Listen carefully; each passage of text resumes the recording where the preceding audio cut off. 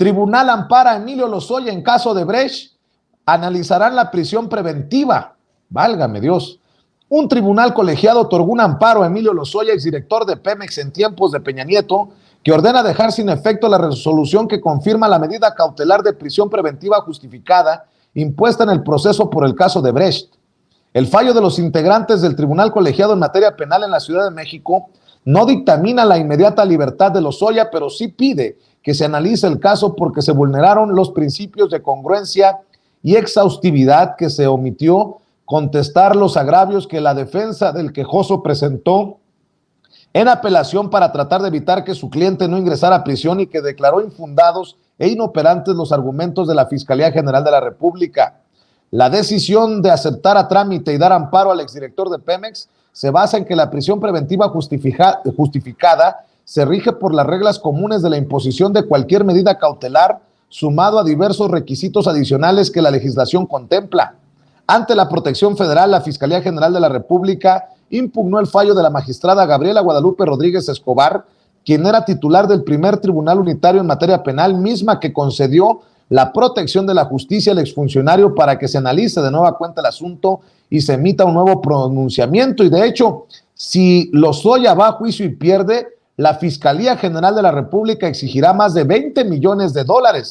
De no llegar a un acuerdo con el gobierno del presidente Andrés Manuel López Obrador e ir a juicio por los casos de corrupción de agronitrogenados y Odebrecht, el exdirector de Petróleos Mexicanos, Emilio Lozoya, puede llegar a pagar hasta el doble de dinero que ahora ofrece como reparación del daño, a cambio de que se suspendan estos dos procesos penales en su contra y de su familia, pero sobre todo para que pueda ser liberado del reclusorio norte. Desde el año pasado aceptó pagar los más de $10,700,000 que estipularon las autoridades como reparación del daño y que corresponden a $7,385,000 por los sobornos de la constructora brasileña Odebrecht, mientras que los restantes $3,400,000 son por la compraventa de la planta de chatarra de agronitrogenados. Sin embargo, el presidente Andrés Manuel López Obrador, como se lo presentamos primero aquí en Sin Censura, consideró insuficiente dicho monto, por lo que se echó para atrás este preacuerdo que se tenía entre la familia Lozoya Austin y las autoridades federales, el cual incluía el pago en plazos.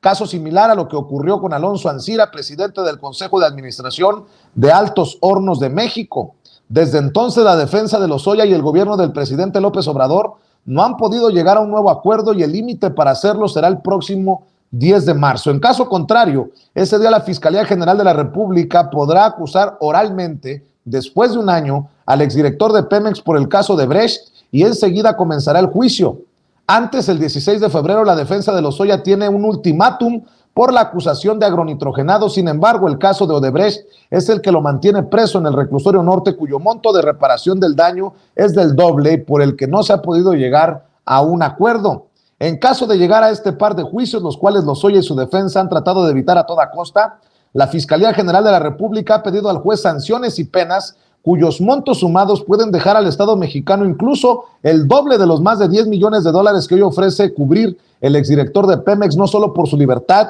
previa suspensión de los dos procesos en su contra, sino también para que se eliminen las acusaciones contra su madre, Hilda Margarita Austin, su hermana Hilda Susana Lozoya y su esposa, Mariel Helen X. Tan solo en el caso de Brecht, el Ministerio Público de la Federación pidió en su acusación por escrito que tanto a Lozoya como a su madre se imponga como sanción por concepto de reparación del daño un pago de $6,385,000, de los cuales $1,385,000 son por el delito de operaciones con recursos de procedencia ilícita y los $5 millones restantes por el de cohecho. La Fiscalía General de la República también le pide al juez que al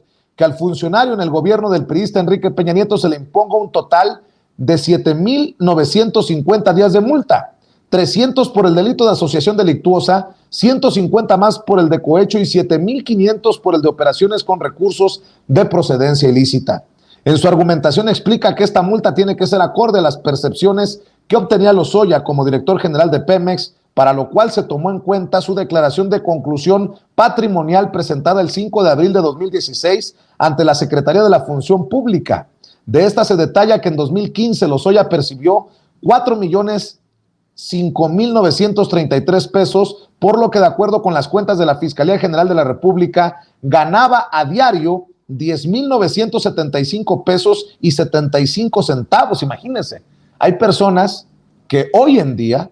no en el 2016, en el 2023, andan ganando por ahí de los 10,000 pesos,